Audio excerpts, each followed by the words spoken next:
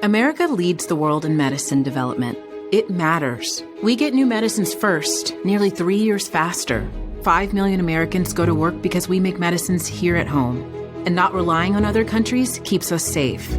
But China is racing to overtake us. Will we let them, or will we choose to stay ahead? When America leads, America cures. Let's tell Washington to keep us in the lead. Learn how at americacures.com. Paid for by Pharma. Kraft Mac and Cheese is better than 90s hip-hop. We'll remind you of your childhood without making you feel incredibly old. Kraft Mac and Cheese. Best thing ever. The NFL draft is 24 hours away or so.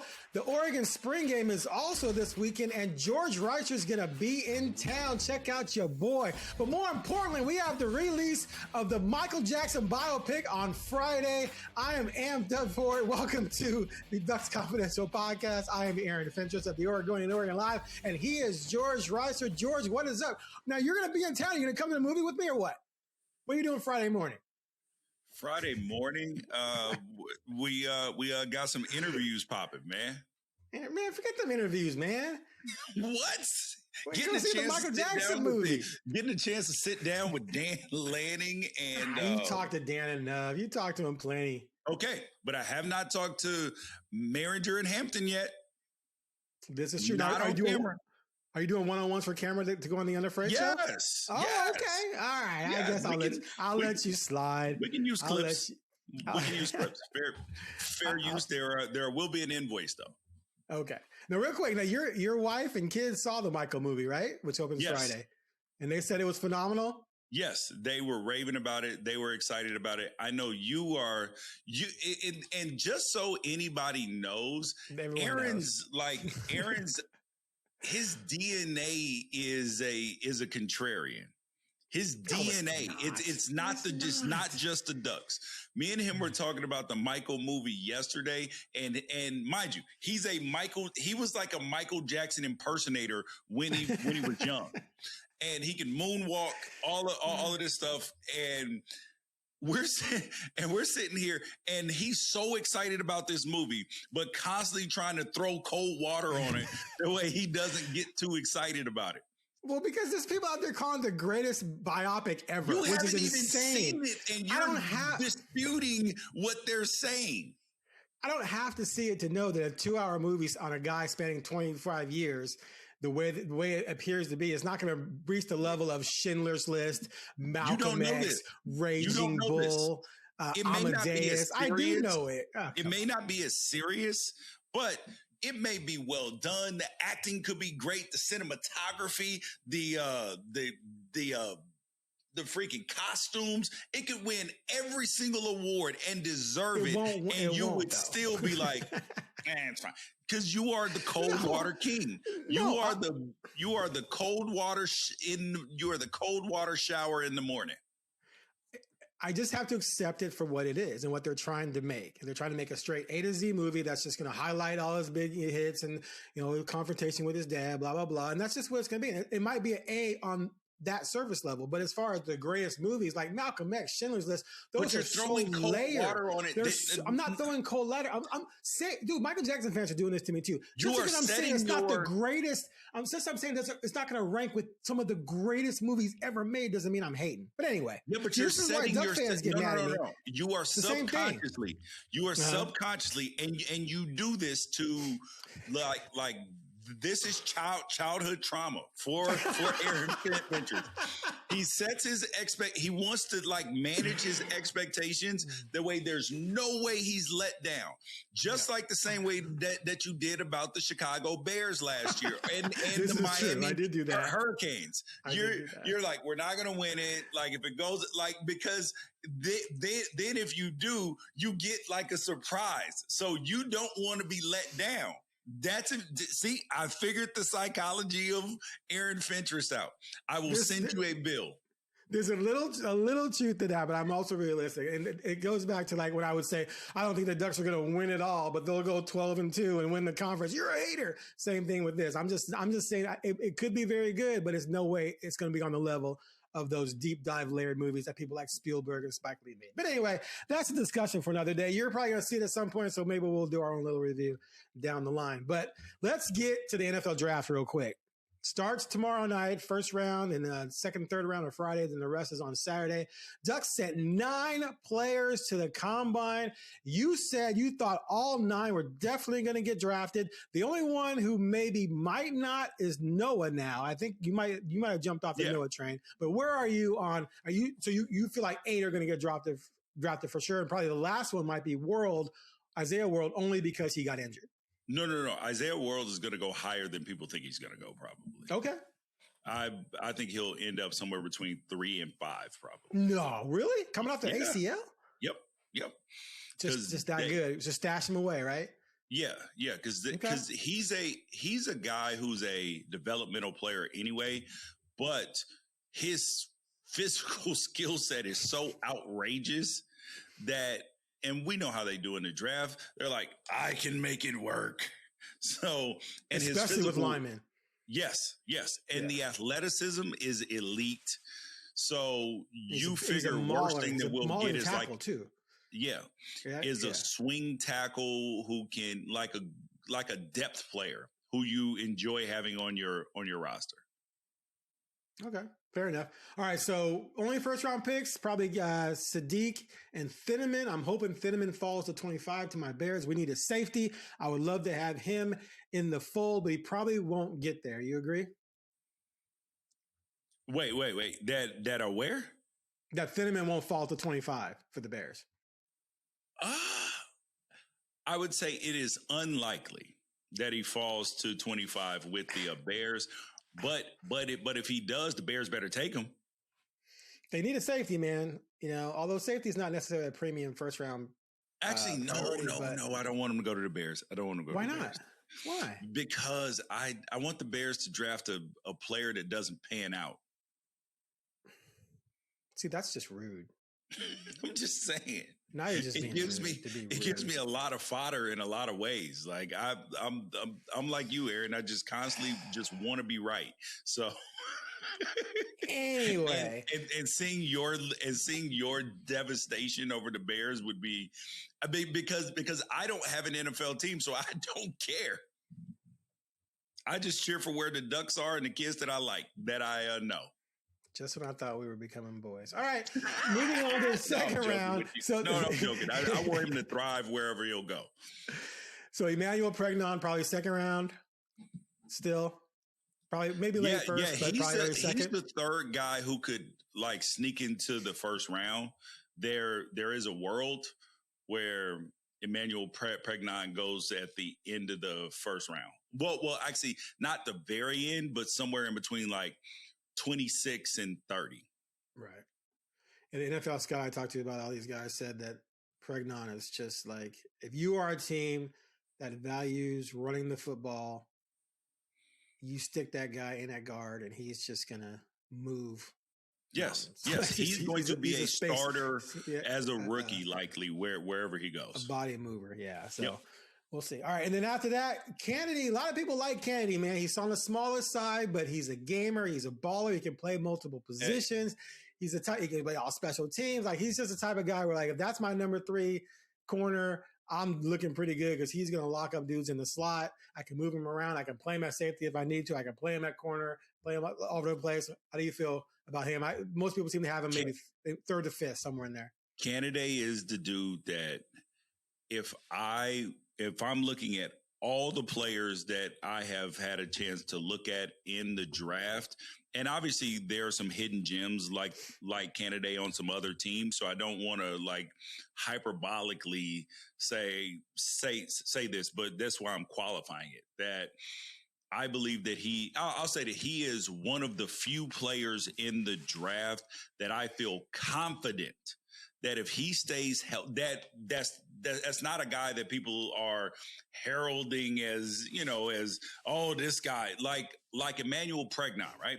Like, I believe that he will be but people love him already, and they're considering possibly him being a first round pick. So I'm not talking about those types of guys. I'm talking about kind of the under the radar, unheralded guys that Canada is one of the few guys in the draft that I believe is a guaranteed 10-year NFL career if he stays healthy. Like that he's got it. He's got the physical tools. He doesn't panic when the ball's in the air. He's a willing tackler. He's a smart football player. He just reminds me of Terry Cousins, like a guy that I played with who played like 12 years in the league. Like that's who he reminds me of. And he was just a pro's pro. He was never the best player, but he was always a player that was so good he had to be on the field at all times. He contributed on special teams. He was a good leader. Like that's what Canada strikes me as. Sometimes there's just guys who, for whatever reason, they're not going to be the first round pick. They're probably not going to be your number one corner or your number one receiver or number one anything. But for all the kind of like little traits they're missing that keeps them from being at that level, they have zero bad traits, which keeps them from falling to a level where they're going to hurt you. So they may not be the elite guy, but you can always count on them to be good, right? Those kind of guys. He seems to strike me as that. That's what the NFL scout kind of said. Like there's no real weakness to where he's going to hurt you. He may not be as good as your number one corner, but he's way better than your 4 or 5 corner. And he's going to you know what I'm saying? Like he's not going to hurt you.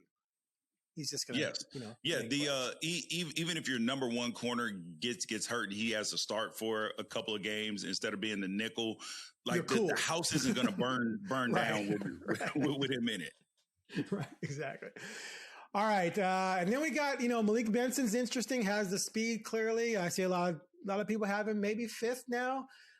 Some have had him undrafted, but maybe sneaks into No. He will be drafted because he's fast and he was productive. Straight speed, homie. Yeah. Had he run 4.49, right? It would be he would be 6'7". But now teams are going to be like, yo, this is a guy who can take a slant to the house. Worst thing that we get is the special teams demon. So right. Like he's a dude who, and this is the thing that Dan Lanning has been doing a good job of. Like he's putting out pros. He's putting out guys, and mind you, Benson has already played special teams. Like the Oregon players, Kenyon Sadiq has played special teams. Like all of the star players at some point in time have played special teams. So he's preparing them mentally, because one of the things that I was not prepared for when I went to the NFL, because I didn't really play special teams in college. So it was kind of looked at as, oh man, that's where the guys who don't really play on special teams. And then obviously some like defenders will play on special teams, but you're like, that's not for my offensive ball catching mind.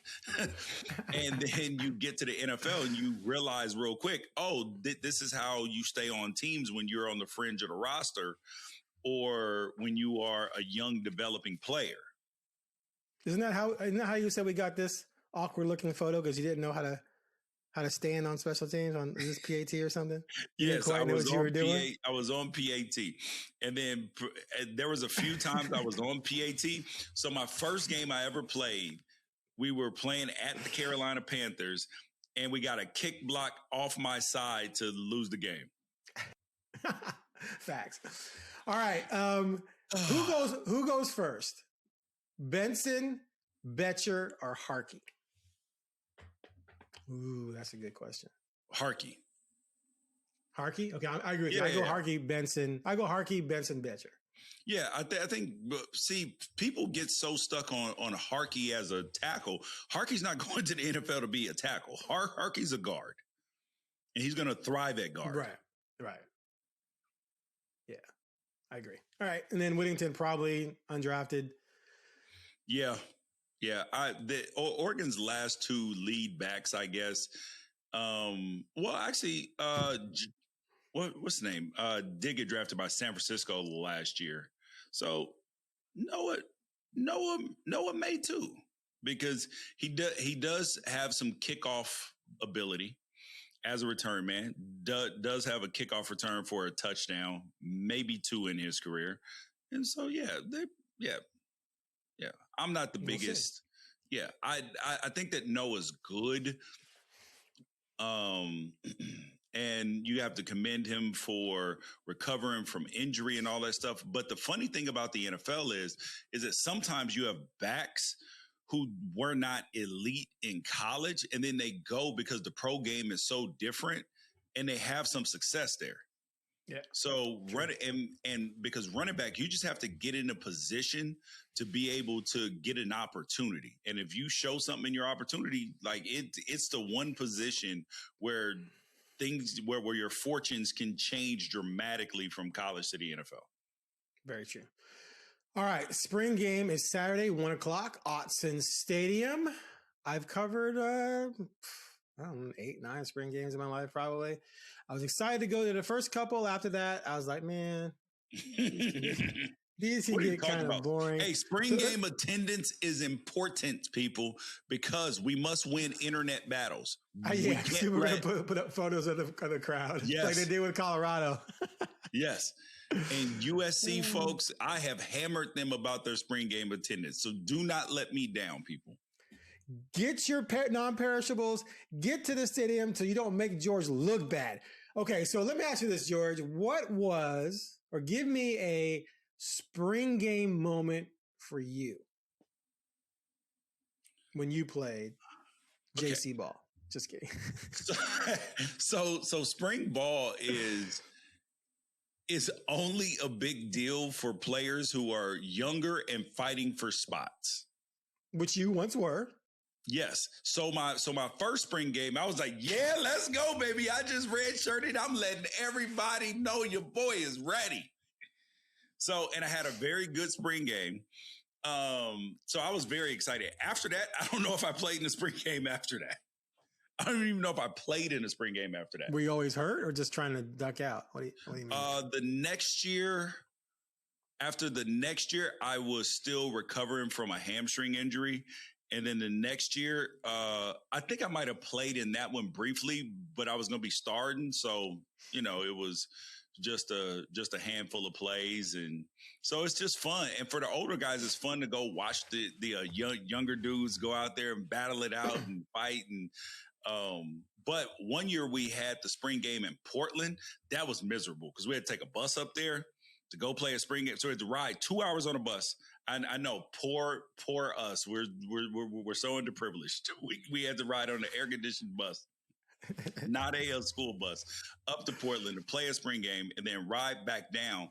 And the funny part is that day, Sammy Parker was supposed to be running in a track meet at Hayward Field. So similarly to the way that DeCorian came and did the track meet, Sammy Parker was a dual sport athlete there too. So we came down to support him. He didn't have the best day that day, but he was crazy fast. He ran 10-1 at Oregon. He's got one of the fastest 100-meter times at Oregon in Oregon history. He ran 10-1-8, I think it was, and qualified for the Olympic trials, but it was the year he was getting drafted, so he didn't go. But okay. My first spring game at Portland State. So it might be a shock to you, but Aaron Fentress, even as a freshman in college, thought he knew everything. And I'd be in the locker room. Always, there's some stories from, still good friends of mine from the team who'd be like, man, I want to just kill you because we'd be debating about sports. And then you coming in with all these facts and figures and historical data. And we're just talking to talk. And you're bringing up what happened in 1974. So you've been like this I've been like this pretty much my whole life. But anyway, so what we did though is our spring game that first year, which would have been spring of '87, was an alumni game. So the seniors who didn't go pro, not many people from Portland State went pro back then, obviously, I was cool with them, but they wouldn't mind taking a shot at me if they could. Were playing in that spring game as alumni against us. And then there were other grown-ass men who came back to play. And I'm a skinny freshman still out there weighing 162 pounds. And these grown-ass men are literally looking to get a piece of Fentress because I talked a little too much. So that was my spring game day, trying to protect my head because guys were coming. And we had this play called Z-Hide where The Z kind of trickles out. There's a clear out route, and then you come slant on it, or just flat, and you catch it shallow, and then you got to navigate through backers and stuff. And we called that play. Woo! Your boy was scared for his life, but I juked one dude and then got drilled, got up and survived it. But that was my first spring memory, basically just trying to survive, not getting killed at 160 pounds, grown man. Let's get Fentress. You talking now, somebody Fentress? You talking now? Aaron Fentress because he was talking too much. Exactly. I just, come on. I was just giving the facts. Don't take it so personally. Okay, so here's the thing let's talk about this. Let's talk about the spring game itself, though, in terms of what we want to see this week. So I've been racking my brain about this because like you mentioned, for the veteran guys, the spring game is next to worthless, especially for the linemen. Like they return the entire D line, but they can't do anything. They can't touch the quarterback, right? They can't smack the running back. They're just going to wrap them up pretty much. They might take them to the ground a little bit, but they're not. Well, come on. You know darn well they're not going to tee off on the running back. They're going to fight a block and then hit and maybe take him down, but they're not going to drill him, right? They're not going to run a trap and the D-line beats the trap block and meets the back in the hole and blindsides them from the side. Like, that's not going to happen. So that is absolutely going to happen. It's not in the spring. Okay. All right. If it happens, let me know. I don't remember seeing it in spring games I've watched. There's a level of physicality in that now. Mind you, you're not going to take a cheap shot on your teammate, but especially for guys who want to establish themselves and show that they bring that helmet with them. But they gonna lay the lumber on somebody. I was talking about the starters. I was talking about the starters. Yes, they don't have to establish anything. They're not going to do that. They're going to lay off of, like, if you have agree with me, just move on. Decorian in your sights, you're gonna touch him up, but you're not gonna lay him out. And if it's a running back is different. They are gonna touch him up. Because there's nobody outside of, there's nobody who's proven that they're so good that they can't get touched up at this point in time. We don't have Jonathan Stewart in his third year on the roster right now. We might have a Jonathan Stewart-like player on the roster, but he doesn't have that type of cachet yet, if that makes sense. We'll see. We'll monitor it and see how many guys get touched up. But anyway, the point is, and I agree with you, what you said about the established guys don't have as much to prove. It's not a big deal for them. So you're kind of looking at the younger guys. And so I've been trying to think, like, who are the younger guys I want to see thrive? But then at the same time, man, there's been so many times where people have thrived in the spring game and then they disappear because they've had a couple scrimmages already. This is pretty much just a more hyped up scrimmage. So what do you even what are you looking for to see on Saturday? As you're standing on sidelines, fighting off the autograph hounds. What are you going to be looking for on the field? I want to see one. I'm interested to see these quarterbacks because we've talked extensively. I want to see Brock Thomas. I want to see KJ. I want to see Dylan. I want to see this with my own two eyes.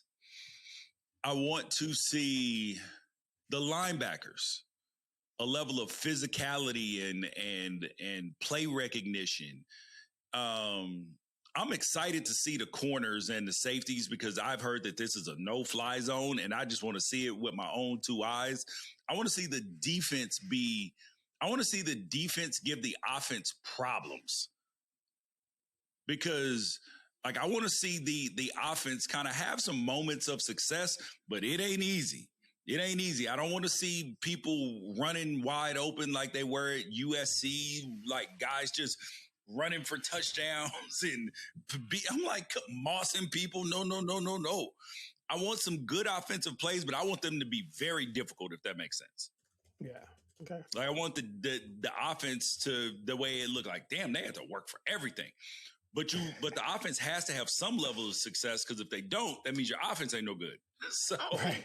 And if you got one of the best offenses and one of the best defenses in the country, your defense should out-edge your offense a little bit, but your offense should still be able to have some success. It just should be very difficult. So it's tough really to glean a ton from the spring game, as I said, but I do remember more individual performances than team performances. Yeah. Oh, and I want to see the kickers. I want to see the kickers and the punters. Okay. I do like what they did with kicker. I like what they did with kicker and punter. Like, I think they did a good job addressing those holes. All right. So I do remember Mariota's spring game, his first spring game, which was the first time we saw him because that was the year they had closed practices after the LSU game. Yeah. And we kept hearing these rumors about him. And so that was the first time we got to see him. And he showed up and showed out, right? Now, he did have a long touchdown run that I don't think would have counted if it had been live because, someone led up on it. But you saw the elusiveness, you saw the speed, you saw the quick reads and reactions and the accuracy. Yeah. So you're like, I walked away going, okay, like, he does look like he could probably be a really good quarterback. You still want to see more, but you saw something, right? And then there was a year when Jeff Locke went 9 for 9 for 148 yards and 2 touchdowns. And it was like, no offense to Jeff Locke, great young man. I'm not trying to, come at him sideways, but he didn't show that he was going to be the impact guy in the fall just because he was 9 for 9 in the spring. Because if you look at the passes and the plays, sometimes stats are deceiving and you have to see it for yourself. You throw a quick slant to Charles Nelson, he takes it to the house. Is that really you? So I do want to see, KJ Achilles Smith Jr. I've never seen the kid play. So I'd like to see something out of him that makes me believe he could have a chance to be the guy in 27 and isn't going to be in the portal.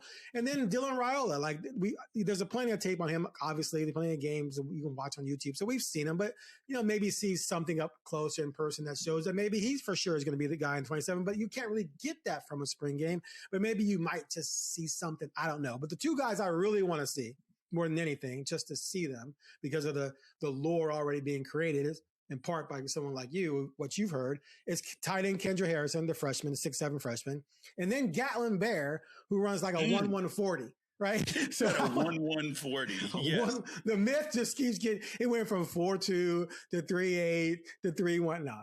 But, that kind of speed, I just want to see him run a reverse or have him just run a straight go and Dante Moore throw it as far as he can. Just something just to see that kind of speed. Because that's like when we first saw Devin Allen play. It was like, whoa, that's a different kind of speed out there. Or right.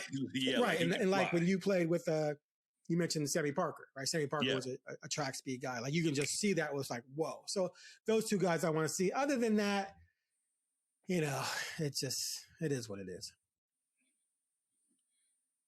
Cold water. Come on.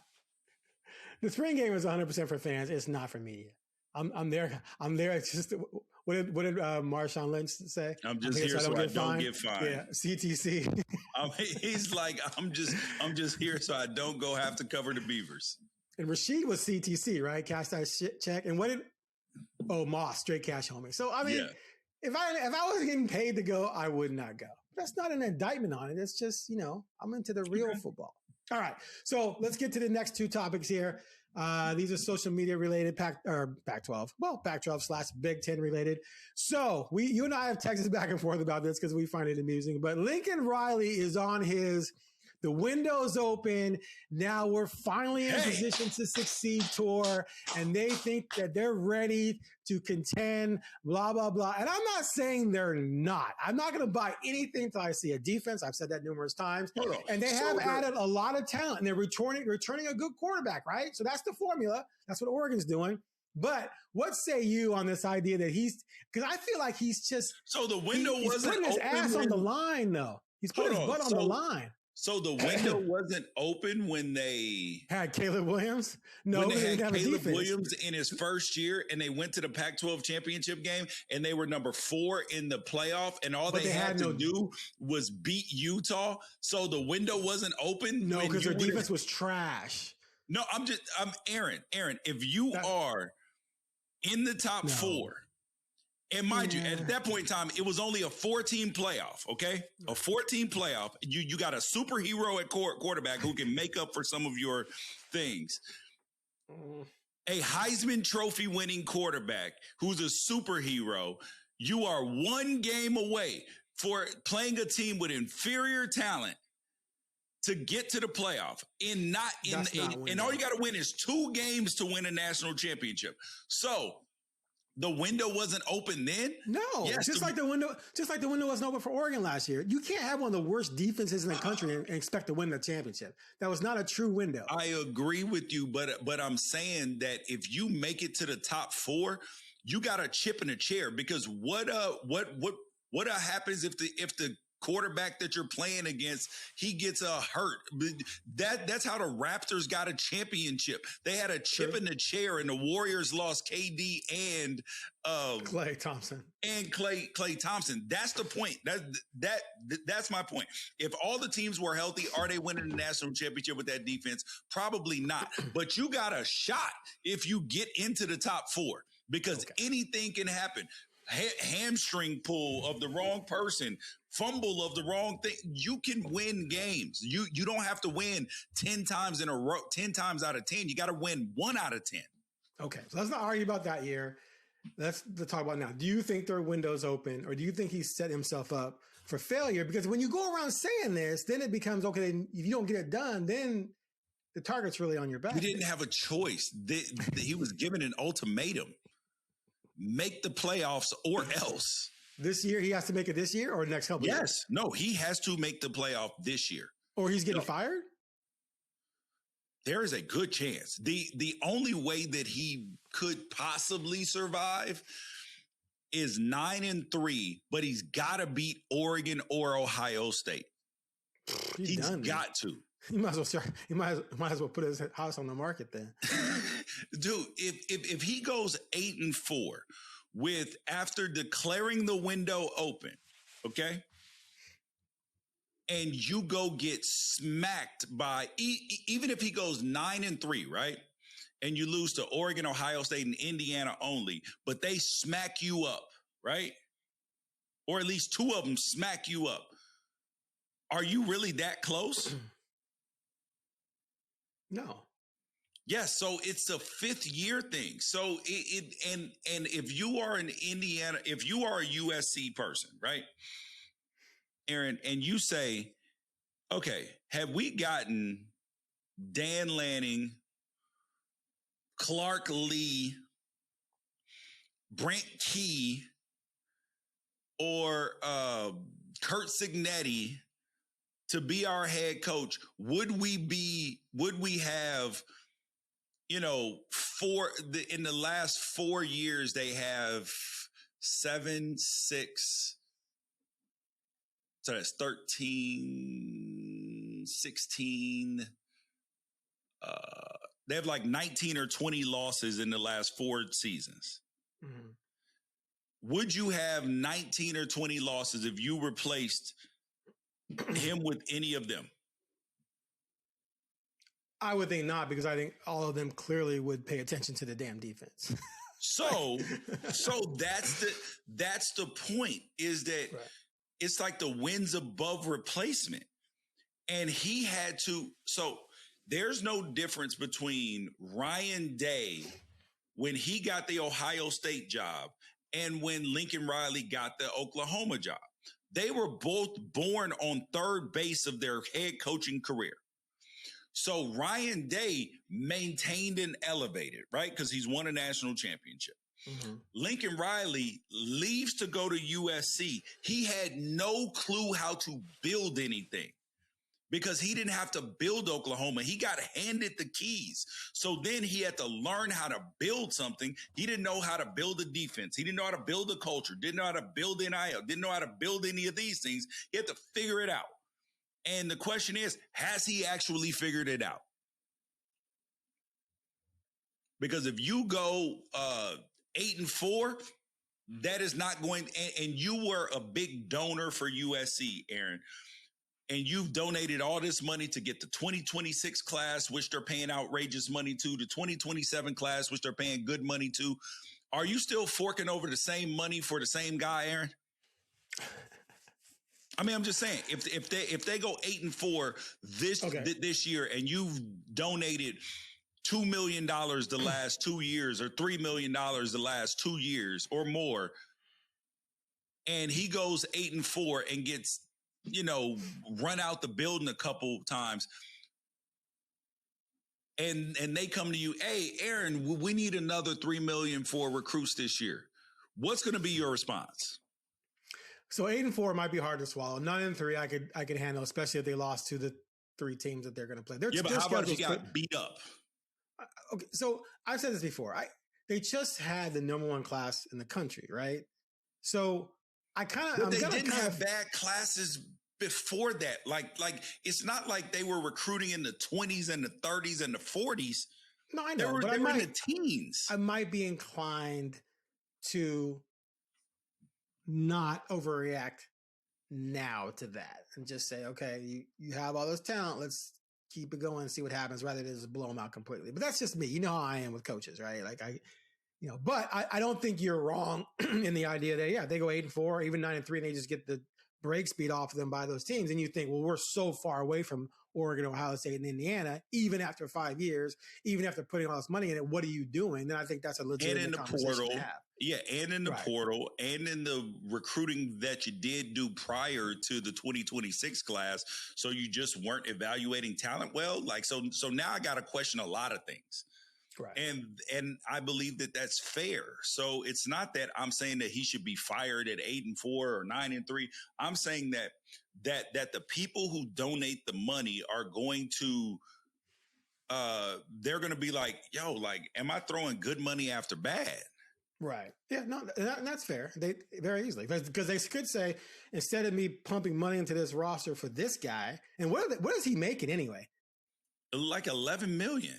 Yeah. So then it's like, we can go get a really accomplished coach, or even someone who's just on the rise for either less or at that number who might do a better job, or at worst be as bad or mediocre. So I could definitely see that happening. And the worst problem, and the problem that USC faces, which when they got Lincoln Riley is that they're like Penn State.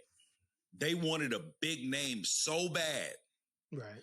When if you think about it, Dan Lanning, Kirby Smart, Brent Key, even Jeff Brom, Clark Lee, like some of the best. Well, Siggs is a little bit different because he had a previous head coaching job. I'm saying that some of the best coaches in college football, Kirby Smart, like that the first time that they got a head coaching job was at a big time place, and they did a great job with it. So USC in Penn State, they wanted we got to get a big name coach. We got to get a big name coach. No, you don't. You got to get a good coach. Right. Because if Oregon had tried to hire a big name coach, they wouldn't have ended up with Dan Lanning. Georgia they did try. Yeah, but I'm saying, but where they ultimately landed, because they could have gotten a bigger name, and Georgia, when they hired Kirby Smart, they could have been trying to look for an established name. I just think that you really have to examine, if you're looking for a new head coach, an assistant coach who is very promising, who's up and coming, because it's a lower risk financially if it doesn't work. Because if Lincoln Riley were making, $5 million, they would have been got rid of. Okay, I don't disagree with what you're saying, but to me, Lincoln Riley was a no-brainer. I mean, he's going to bring offense. He was going to bring Caleb Williams. He already had 5 10-win seasons at a marquee place. You just didn't know probably that he was just going to completely be a typical offensive guy and just neglect the defense. I say this all the time because I feel like a broken record, but it's one thing to be a mediocre defense, to average and then score over it. You can't have one of the worst defenses in the country in the USC with all those resources. That's just embarrassing. That's just you're not even trying at that point. So that's I'm not saying that you can't hire a big name coach. I'm saying I know, but you're saying you shouldn't just be fixated on that. Yes, right. Correct. And that, dude, so I had this conversation with Oregon fans over the years. When Bellotti, I remember when Bellotti was looking for an OC, fans were like, we need to get a big name. Yeah. And when Chip was hired, Duck fans were not happy. At least you brought in this dude from New Hampshire. New Hampshire? We can't get a big name? I'm like, dude, let that guy cut. Same thing with and then with Lanning. Or they tried to get a big name when they ended up getting Taggart. That didn't work. But they ended up, with Mario. Yep. And that worked. And then Mario leaves. They didn't go out and say, okay, we're going to try and force feed a big name to come here. They did the smart thing by getting the next future big name, a defensive coordinator that just won a national title with a defense that was giving up like 1 point per game. Right? You elevate that, and then that could be your diamond in the rough. So yeah, that's definitely a way to go. All right, so let's get to UW real quick before we sign off here.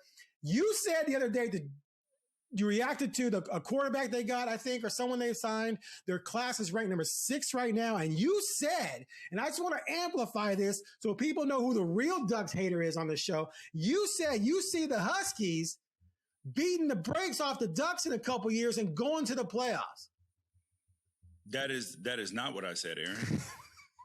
What did I say, Aaron?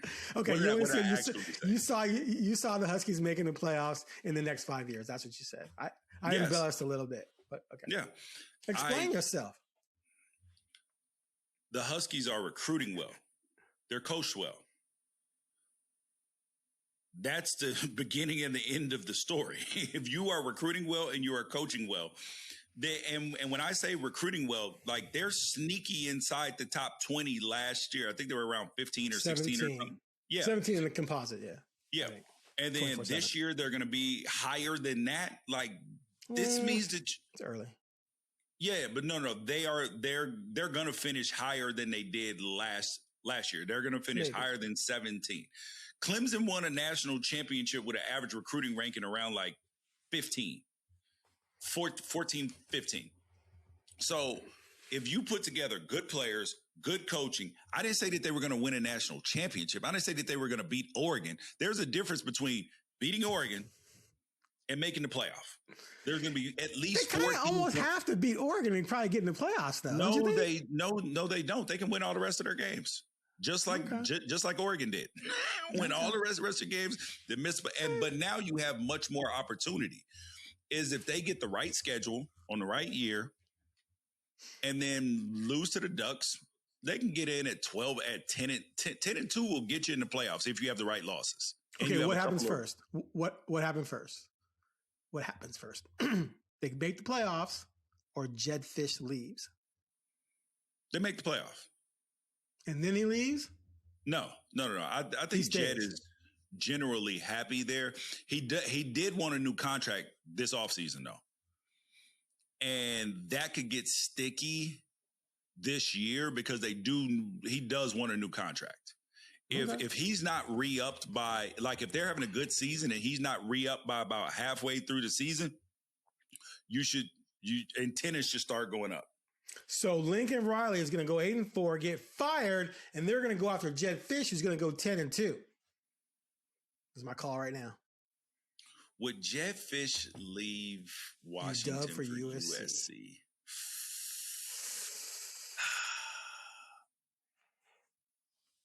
My money might say yes. Yeah, that's what I'm saying. My money might say yes. That's what I'm saying. All right. Anything else? Hold on. Let me ask this question. You're gonna ask somebody? Would you leave? Oh, excuse me. I'm sorry. Hold on, folks. George is texting an inside source to find out if Jed Fish would entertain. Would you leave Washington for the USC? That makes it sound like you're texting Jed Fish. No, I'm joking. I said it that way on purpose. I'm not. Okay. That would be nasty work, wouldn't it? That would be nasty work. And then you said, he said yes.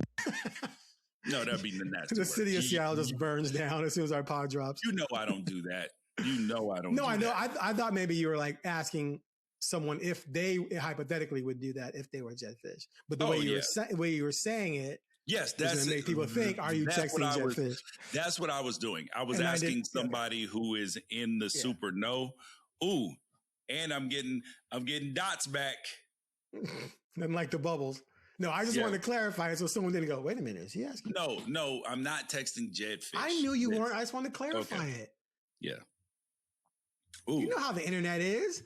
Yes. Hey, the bubbles is still going. So this is a long response. It could be. Speaking of which, one of my favorite memes is the meme of a text message where a woman says, I hate you. We're done. Don't ever contact me again. And the guy says, okay. And then you see bubbles from the girl. She didn't get the answer she wanted. Yeah. Don't ever call me again. Don't. Okay. And then there's bubbles. Like, that's I got something else to say. You just said don't. Hey, 90% of the time in any relationship where when someone says, don't ever contact me again, they do not mean it. Okay. I have a question for you. I'm not going to give you context. And viewers, you guys can. Okay, so if somebody sent you a text, okay, it said, oh, hold on. Let me see how I'm going to phrase this as not to. Okay. Okay. Just sent my plans for my celebration in the chat, like in a group chat, like with a bunch of people. Okay. Just sent my plans for my celebration in the group chat. So I'm paraphrasing here. Okay. To be transparent, I don't want you there. However, you're welcome to come. Would you go there? Oh, this is not Jedd Fisch related. No. Oh, I thought you were talking about Jedd Fisch. Okay. No. So if someone told me they didn't want me there, but so here's the thing. Just sent the plans for my celebration weekend in the chat, as in the group chat. Right. With a bunch of people in it. To be fully transparent, I don't want you there. However, you're welcome to come. They sent that to the entire group? No. That was a private message to me. Oh, okay. I think I kind of know what this might be about. Would you? No. I'd be relieved I didn't have to go to this thing since I probably don't have a good relationship with this person. I would respond, I'm relieved too. Have fun. So I debated whether I was going to respond with capital STOP, right?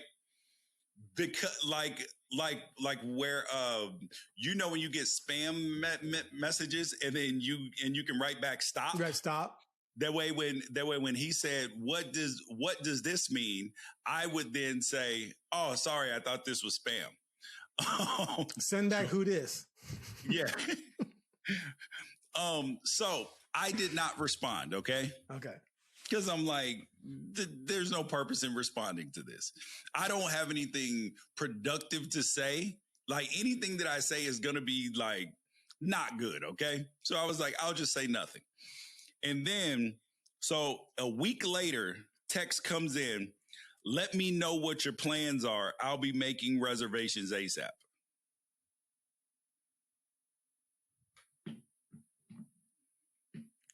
I mean, clearly, I wouldn't go, but I wouldn't argue with them. Like I wouldn't give them the reaction that they're probably looking for. That's something you say when you're trying to get a reaction.